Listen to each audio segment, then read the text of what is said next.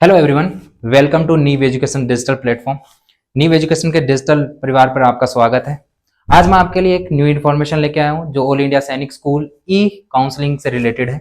अब ई काउंसलिंग से रिलेटेड उन्होंने एक नोटिफिकेशन दिया है और जो आज से स्टार्ट हो रही है, तो उसके रिगार्डिंग जो भी इन्फॉर्मेशन उन्होंने बताई है और किन किन स्टेप्स को फॉलो करना है और ई काउंसलिंग करनी है, उसके रिगार्डिंग ये एक अवेयरनेस वीडियो है जो आपका नीव एजुकेशन परिवार जो है वो आपको देने जा रहा है। तो इस वीडियो को ध्यान से देखिए। फर्स्ट जो है आपका, इसने इंफॉर्मेशन में फर्स्ट कैंडिडेट जो कैंडिडेट है उनके लिए फर्स्ट इंफॉर्मेशन ये दी है कि जिन भी कैंडिडेट्स ने ऑल इंडिया सैनिक स्कूल का एग्जाम दिया है वो अगर काउंसलिंग करवाना चाहते हैं तो इनके लिए ये रजिस्ट्रेशन करना बहुत ही कंपलसरी है। ठीक है, मैंडेटरी बोला है इन्होंने। इस ऑनलाइन पोर्टल पे जाके ऑनलाइन काउंसलिंग का हिस्सा बनना है उन्होंने और उन्हें ये ई काउंसलिंग करवाने के लिए रजिस्ट्रेशन करना जरूरी है। सेकंड बात उन्होंने ये बोली है कि अगर जो भी पेरेंट्स, ये पेरेंट्स के लिए सेकंड पॉइंट जो है, सेकंड पॉइंट ये है पेरेंट्स के लिए कि जो भी इंफॉर्मेशन हमारी साइट की तरफ से या हमारी तरफ से दी जाती है उनको आप प्रॉपरली अच्छे तरीके से विजिट करिए और समझिए उसे। और मेरी आपके लिए एक राय है कि अगर आपको इन जो नोटिस आएंगे और जो न्यूज आएगी वो इन्फॉर्मेशन अगर आपको समझ में नहीं आती है तो इसी चैनल को आप सब्सक्राइब कर लीजिए और बेल आइकन ऑन कर लीजिए, जिससे कि आपको जो भी इंफॉर्मेशन आएगी ऑल इंडिया सैनिक स्कूल की तरफ से वो आपको पहले पहुंचा दी जाएगी और आपको ऐसे ही वीडियो के माध्यम से अच्छे से समझा दी जाएगी। थर्ड आपका क्या है कि इस रजिस्ट्रेशन करने के लिए आपको चाहिए क्या क्या। पहला तो आपका बच्चे का एडमिट कार्ड चाहिए, जो भी कैंडिडेट का है उस कैंडिडेट का एडमिट कार्ड चाहिए। दूसरा आपका मोबाइल नंबर और ईमेल आईडी जो उस बच्चे ने उस वक्त रजिस्ट्रेशन फॉर्म फिल किया था तब जो लगी थी वही चीजें, और पासवर्ड आईडी के। ठीक है। फोर्थ पॉइंट जो है वो मोस्ट इंपोर्टेंट पॉइंट है। ऑल इंडिया सैनिक स्कूल सोसाइटी ये कहती है कि अगर आप इस ई काउंसलिंग का हिस्सा बनते हैं और आज अगर आप रजिस्ट्रेशन करते हैं तो हमारी तरफ से इसके लिए कोई भी फीस नहीं ली जाएगी, यानी कि ये फ्री ऑफ कॉस्ट है। तो जो भी कैंडिडेट जिन्होंने एग्जाम दिया है उसे सबसे पहले इस फॉर्म को फिल करिए, है ना, ई काउंसलिंग का हिस्सा बनिए और ई काउंसलिंग प्रोसेस को कंप्लीट करिए। अब इसमें करना क्या है, वन बाय वन स्टेप मैं आपको बताने जा रहा हूं कि कैसे आपको ई काउंसलिंग का ये वो फॉर्म है ये फिल करना है। आपको क्या करना है, इस साइट पे जाना है, pesa.ncog.com.in पे जाना है और इस पे जाके आप जैसे ही क्लिक करते हो, इसको ओपन करते हो गूगल के अंदर, तब आपके पास ये पोर्टल आपको दिखाई देगा। इस तरह की विंडो टैब आपको दिखाई देगी। इस विंडो टैब में आपको जाना है। लेकिन अगर आप इस पूरे साइट को नहीं लिख पाते हैं या पूरे लिंक को नहीं लिख पाते हैं तो आप सीधा एक छोटा सा वर्ड भी लिख सकते हैं जो इन्होंने बोला है कि AISSAC को भी अगर आप लिखते हैं तो यही पोर्टल पे ले जाएगा आपको और यही सेम साइट पे आपको लेके जाएगा, है ना, डिकोड कर देगा। तो वही फर्स्ट जो आएगा, फर्स्ट विंडो जो आएगी, इस फर्स्ट विंडो में आपको क्या करना है, न्यू रजिस्ट्रेशन पे जाना है, कैंडिडेट एक्टिविटी पे जाना और न्यू रजिस्ट्रेशन पे क्लिक करोगे। जैसे ही आप न्यू रजिस्ट्रेशन पे क्लिक करोगे आपके पास नेक्स्ट स्लाइड आएगी। नेक्स्ट स्लाइड में आपका न्यू रजिस्ट्रेशन के लिए ये 4 चीजें आपको फिल करनी है। फिल करने के लिए आपको पहले क्या करना है, जो आपने रजिस्ट्रेशन किया था तब आपने एक एप्लीकेशन नंबर दिए थे आपको, तो उस एप्लीकेशन नंबर को आपको यहाँ फिल करना है। जैसे ही आप फिल करते हैं यहाँ से आपको वेरीफाई करना है। जैसे ही वेरीफाई करोगे ईमेल आईडी और मोबाइल नंबर आपके शो हो जाएंगे। फिर आपको क्या करना है, सेंड ओटीपी पे क्लिक करना है। जैसे ही आप सेंड ओटीपी पे क्लिक करोगे तो आपकी नेक्स्ट स्लाइड पे आ जाओगे। नेक्स्ट स्लाइड ये वाली आएगी। यहां से आपको जो ओटीपी आया है उस ओटीपी को क्या कर देना है, फिलअप करना है। जैसे ही फिलअप करोगे वेरीफाई करना। वेरीफाई करने के बाद अब आपको अपना एक यूनिक पासवर्ड जनरेट करना है।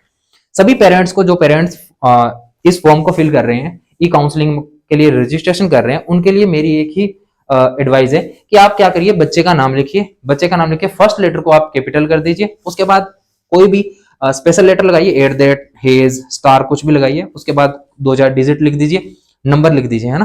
तो इस तरह का पासवर्ड बनाइए और उस पासवर्ड को लिख भी लीजिए, कहीं किसी एक जगह पे उस पासवर्ड को लिख लीजिए ताकि वो पासवर्ड आपको याद रहे। क्योंकि जब भी आप रिजल्ट देखेंगे या काउंसलिंग का हिस्सा बनेंगे या काउंसलिंग करवाएंगे तब आपको इन पासवर्ड की जरूरत पड़ेगी, है ना। जैसे ही पासवर्ड आपका जनरेट हो जाता है उसके बाद आपको करना है सबमिट। सबमिट होने के बाद में एक न्यू टैब पे आ जाओगे। इस न्यू टैब पे आने के बाद आपको क्या करना है, आपको यूजर नेम या एप्लीकेशन नंबर जो भी हैं आपके वो ऐड करने हैं, पासवर्ड डालना है, कैप्चर डालना है और साइन इन पे लॉगिन कर देना है। जैसे ही आप साइन इन करते हो फिर आपके पास आता है यही रजिस्ट्रेशन का लास्ट स्टेप, है ना। तो जैसे ही आप करोगे, यहाँ वेलकम मिस्टर टेस्ट लिखा हुआ है, वहां पे आपके कैंडिडेट का नाम या आपके बच्चे का नाम शो होगा। उसके बाद ये डिक्लेरेशन को अच्छे से पढ़ना। एक बार मैं भी डिक्लेरेशन बता देता हूँ। डिक्लेरेशन में कॉमनली बात यही बोली जाती है हमेशा कि जो भी इंफॉर्मेशन मैंने एग्जाम देते वक्त या एग्जाम से पहले रजिस्ट्रेशन करते वक्त जो भी इंफॉर्मेशन मेरी तरफ से एनटीए को दी गई है या ऑल इंडियन सोसाइटी को स्कूल सोसाइटी को दी गई है वो सारी की सारी इंफॉर्मेशन सही है। अगर उसमें कोई भी मिस्टेक है और मेरे डॉक्यूमेंट्स में कोई मिस्टेक है तो अगर ऑल इंडिया सोसाइटी मुझे इस एग्जामिनेशन से डिस्क्वालीफाई करती है तो उसकी सारी जिम्मेदारी मेरी रहेगी। तो यही दो चार पॉइंट इसके अंदर और एड ऑन किए गए हैं। जब आप फॉर्म फिल करें तब अच्छे से आप इसको पढ़ लीजिएगा। फिर आपको करना है आई एग्री। जैसे ही आप आई एग्री पे करोगे आपका फॉर्म जो है वो सबमिट हो जाएगा और ये एक नेक्स्ट टेब होगी।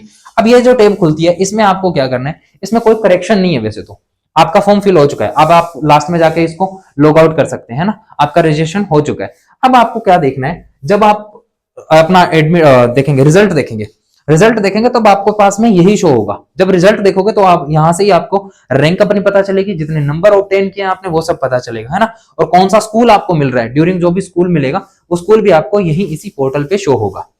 अब नेक्स्ट इन्होंने एक इन्फॉर्मेशन दी है, ये इन्फॉर्मेशन सबसे इंपॉर्टेंट है। अब ये इन्फॉर्मेशन इसलिए इंपॉर्टेंट है क्योंकि ये करेक्शन के लिए है, ठीक है। अब इसमें करेक्शन के लिए है तो पहले तो मेरी बात यही है कि जो रजिस्ट्रेशन कर रहे हो आप तो उसमें आपका नाम और जो भी पर्सनल डिटेल मांगी जा रही है वो आपको प्रॉपरली फुल ऑफ अच्छे तरीके से शांति से भरनी है ना। उनमें कोई करेक्शन नहीं होगा, ये वन टाइम ही होगा। एक बार अगर आप चेंज करना चाहते हो तो एक ही बार चेंज कर पाओगे, अगर कोई गलती हो रखी है तो इसके बाद आप चेंज नहीं कर पाओगे। अब इनमें चेंज किन किन चीजों में कर पाओगे, चेंज आप सिर्फ 3 ही चीजों में कर सकते हो। कैंडिडेट अपने जेंडर को चेंज करने में कर सकता है, कैटेगरी को चेंज कर सकता है और आप डोमिसाइल, ये 3 चीजें ही चेंज हो सकती है। अगर इन 3 चीजों में गलत है तो ये 3 ही चीजें गलत होंगी। जैसे ही आप पोर्टल को ओपन करोगे, जब करेक्शन, अभी तो करेक्शन काउंसलिंग करेक्शन नहीं ओपन हुआ है, करेक्शन जब भी होगा तो कैंडिडेट की जो आईडी लॉगिन करोगे उसके आईडी लॉगिन होते ही हमारा करेक्शन विंडो ओपन हो जाएगा और जैसे करेक्शन विंडो ओपन होगा तो यही सब देखने को आपको मिलेगा और इन्हीं 3 चीजों में आप चेंज कर सकते हैं। तो पर्सनल डिटेल तो आपकी बेसिकली कभी गलत होनी ही नहीं चाहिए, है ना। तो उसके बाद आपको क्या करना है, चेक बॉक्स पे या डिक्लेरेशन बॉक्स जो है इसको क्या कर देना है, क्लिक करना है और लास्ट में जाके आपको सबमिट कर देना है। जैसे ही आप सबमिट करोगे उसी प्रकार आपका क्या हो जाएगा, करेक्शन जो भी है, करेक्शन भी आपके जो भी फॉर्म में करेक्शन करनी थी वो करेक्शन भी हो जाएगी। तो ये थी एक छोटी सी इन्फॉर्मेशन वीडियो। इस इन्फॉर्मेशन वीडियो के बाद में आपको एक ही एडवाइस है कि आप इस चैनल को सब्सक्राइब कर लीजिए ताकि जो भी ऑल इंडिया सैनिक स्कूल सोसाइटी की तरफ से इन्फॉर्मेशन आती है वो आप तक सबसे पहले आपको इसी चैनल पे देखने को मिलेगी। Thank you.